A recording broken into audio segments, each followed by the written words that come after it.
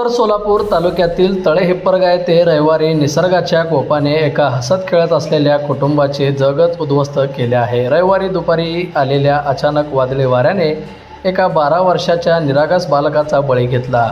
फरहान असलम कल्याणी असे या चिमुकल्याचे नाव असून त्याच्या जाण्याने संपूर्ण गावात शोककळा पसरली आहे।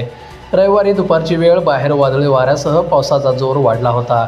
कल्याणी कुटुंब आपल्या घरात सुरक्षित असल्याची भावना मनात ठेवून बसले होते। आई वडील आणि लहान बहीण एका बाजूला तर 12 वर्षाचा फरहान दुसऱ्या बाजूला खेळत होता। 5वीत शिकणारा हा उमलते फूल घराचा एकुलता एक आधार होता। मात्र नियतीला काही वेगळेच मान्य होते।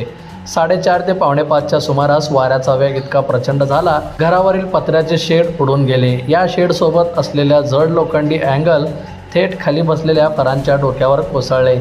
क्षणात होत्याचे नव्हते झाले। डोळ्यादेखत घडलेल्या या हृदयद्रावक घटनेने आईवडिलांच्या काळजाचा तुकडा क्षणात हिरावला। हा घाव इतका वर्मी होता की फरहानने जागीच प्राण सोडले। सुदैवानं घरातील इतर सदस्य या दुर्घटनेतून बचावले, पण डोळ्यादेखत आपल्या लाडक्या मुलाचा अंत होताना पाहून पालकांच्या आक्रोशाने आसमंत हादरला। आमचा एकुलता एक लेक तो परत आता येणार नाही, हे वास्तव पचवणे त्या आईवडिलांचे नशीब।